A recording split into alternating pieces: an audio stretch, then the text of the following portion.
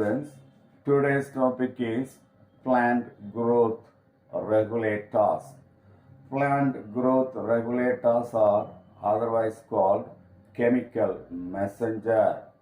Plant growth regulators are defined as the organic substances which are synthesized in minute quantities in one part of the plant body and transported to another part where they influence specific physiological processes. There are 5 groups of plant hormones are noticed. Number 1, axin. Number 2, gibberellins. Number 3, cytokinins. Number 4, ethylene. And number 5, abscisic acid. They are considered as the phytohormones. They coordinate in such a way and regulate the growth and development in plants.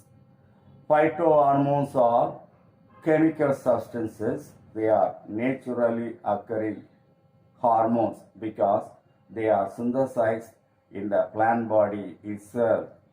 There are several manufactured chemical substances often resemble the hormones in physiological action and molecular structures. There are 2 examples we can give. One is brasinosteroids and polyamines. These 2 are the recently discovered chemical hormones. They are also known to behave like hormones.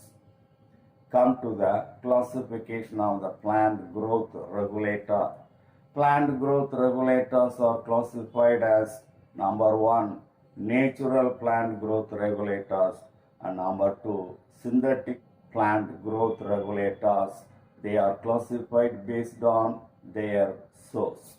A detailed classification is given in the figure 15.7. This is the classification. Plant growth regulator is classified into natural and synthetic based on the source. Natural plant growth regulators are produced in the plant body itself. The natural plant growth regulators are synthesized either at the tip of the root or at the tip of the stem or at the tip of the leaf. Natural plant growth regulators are classified into 2 types: plant growth promoters and plant inhibitors. Plant growth promoters will accelerate the plant growth, will speed up the plant growth, will promote the plant growth. They are considered as the plant growth promoters. There are 3 plant growth promoters. Number 1, axin. Number 2, gibberellin. Number 3, cytokinin. The next second group is growth inhibitor. They are hormones which will reduce the growth, which will stop the growth, which will inhibit the growth. They are called growth inhibitors. There are 2 growth inhibitors given. One is ethylene, second one is abscisic acid. The second type, synthetic hormones. Synthetic hormones are manufactured chemical hormones. The following are the synthetic hormones. Number 1, NAA. Number 2, 2,4-D. Number 3, 2,4,5-T.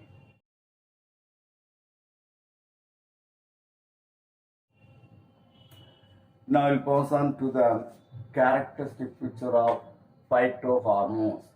Phytohormones are produced at the tip of the root, stem and leaves. That is the first characteristic picture.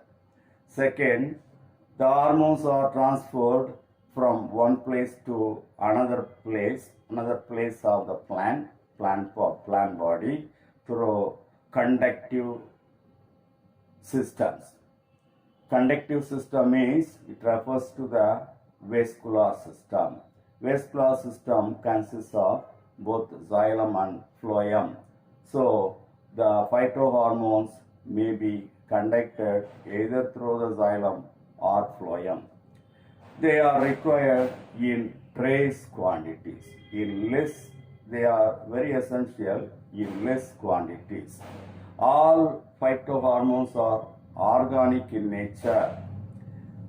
The phytohormones have no specialized cell or organs for their secretion.